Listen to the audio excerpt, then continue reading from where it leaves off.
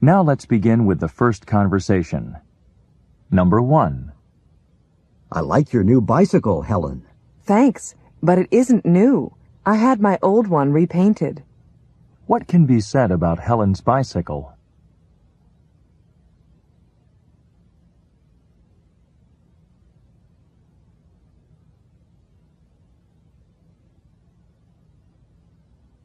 Number 2. Will that be cash, check, or charge? I'm going to write a check, but I just realized I left my checkbook in my car. I'll be right back. What will the man probably do next?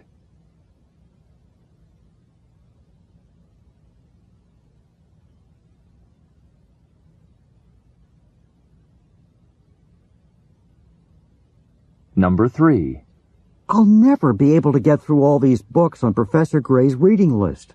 But Mark, not all of them are required. What does the woman tell Mark?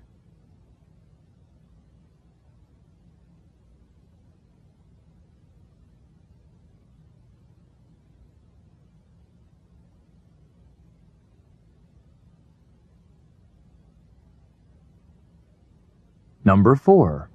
Was there anything you didn't like about the novel? Only that it was too short.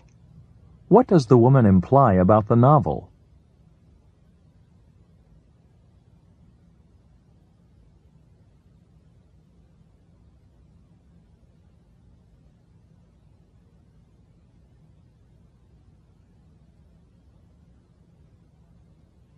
Number 5.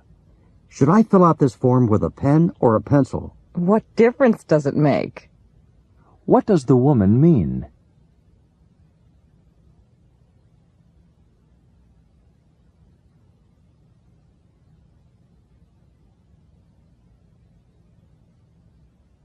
Number 6. This new computer software is really easy to use. Isn't it, though? What does the man mean?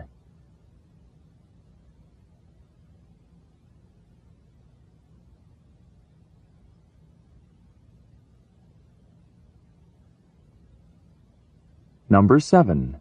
You did bring the slide projector, didn't you? I brought it, but I'm afraid it's out of order. What is the problem with the slide projector?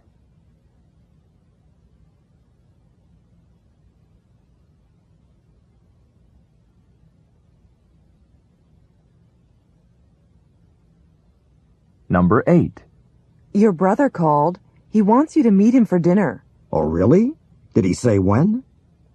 What does the man want to know?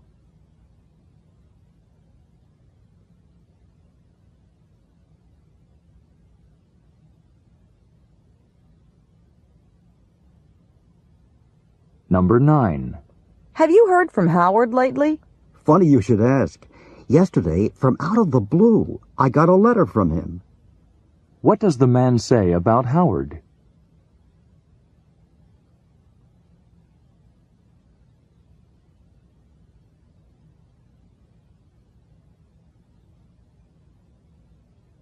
Number 10. If you don't like this studio apartment, I can show you a one-bedroom unit up on the 3rd floor. All right. This one just doesn't have enough room for me. How does the man feel about the studio apartment?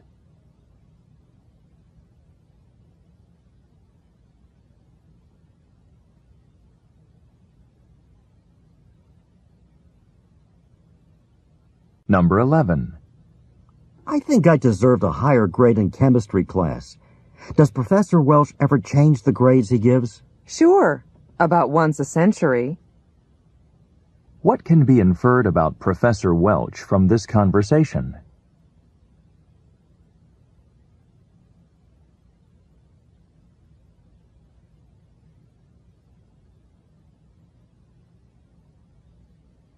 Number 12.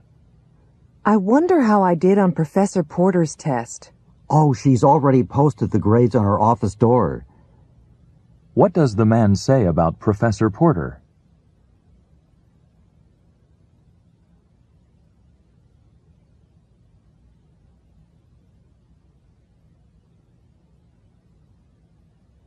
Number 13.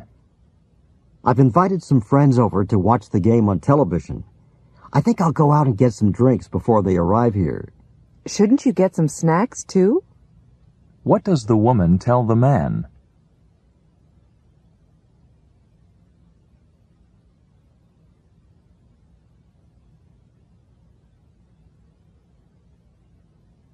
Now let's begin Part B with the first conversation.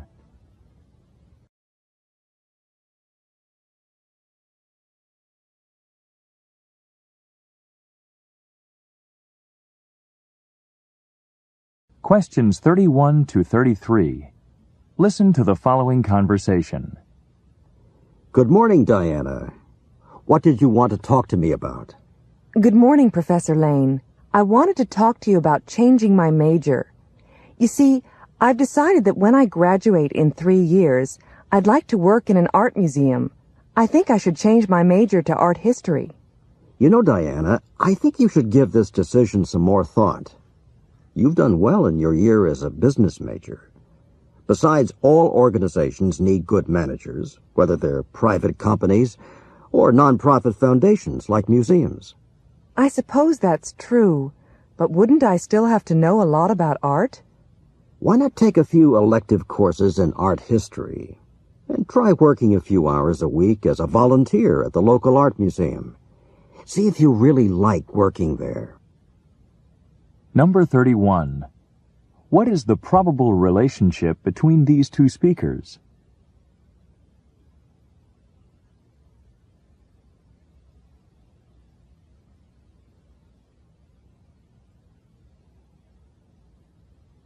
Number 32. When does Diana hope to begin working at a museum?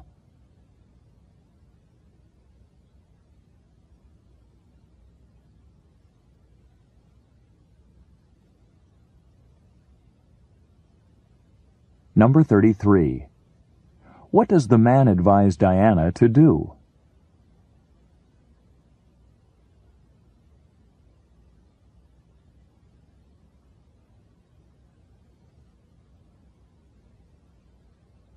Questions 34 to 37. Listen to a conversation between two students. Gloria, hello. You're not looking too happy. What's the matter? Have you been studying too much? Oh, hi.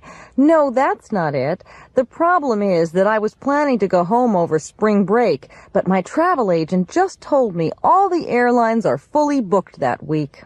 Why not go by car? It's too long a trip to take by myself, and gasoline is so expensive. Have you checked the ride board? Maybe you can get a rider to go with you. The ride board? What's that? It's a bulletin board that has a map of the United States on it. The map is divided into different regions, and each region has a different number. Say you want to go to New England. That would be box number 1. There are boxes for each number. You can put a white card or a blue card in one of the boxes. What's the difference between a blue card and a white one? Blue means you have a car and need riders to share the driving. White means that you're looking for a ride. So I should go look at the white cards to see if anyone needs a ride to where I'm going, right? Yeah, and fill out a blue card, too. So where is this ride board? It's on the 2nd floor of the Student Union building, right by the campus cinema. Number 34. Why does Gloria look unhappy?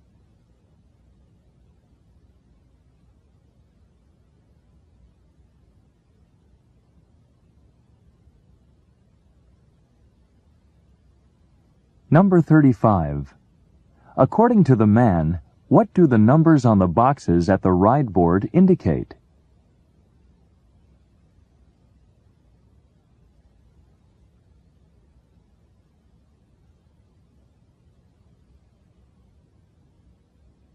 Number 36. What does Gloria hope to obtain through the ride board?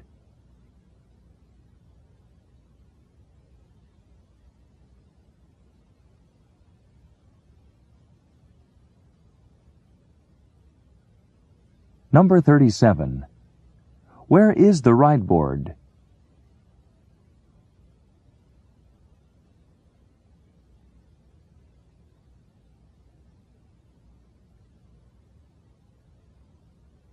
Now let's begin Part C with the first talk.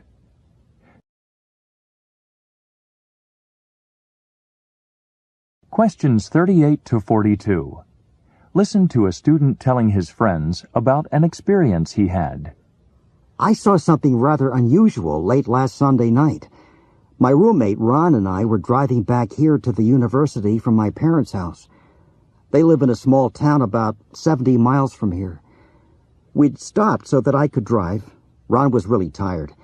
When all of a sudden the whole sky was lit up. I thought I was seeing a UFO, a real flying saucer. Ron thought maybe it was an airliner going down, or a satellite coming out of orbit. A fireball shot across the sky. It looked almost like fireworks. Then the light disappeared behind the hills. It wasn't until the next morning, when I was listening to the morning news on the radio, that I found out what had happened. Apparently, I'd seen a large meteorite. The light was caused by the heat of friction as the meteor traveled through the atmosphere. Most meteors burn up in the upper atmosphere, according to the announcer, but large ones can hit the ground. This one was unusual in that pieces of it were recovered. They landed in a parking lot about 20 miles from where we were. My mother told me that when she was young, she read a story in a magazine about a meteorite that crashed through the roof of a house and hit a woman sleeping in her bedroom and broke her leg. Anyway, it was an incredible sight, and I'm glad I was lucky enough to see it. Number 38. What did the man initially believe he had seen?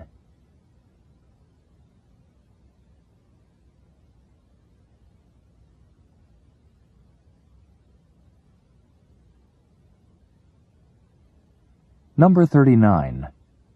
Why had the man stopped the car?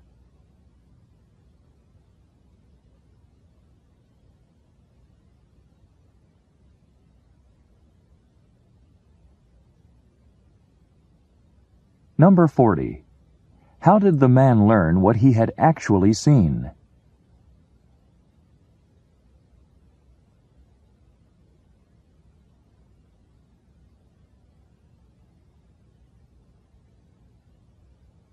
Number 41. What happened to the meteor that the man had seen?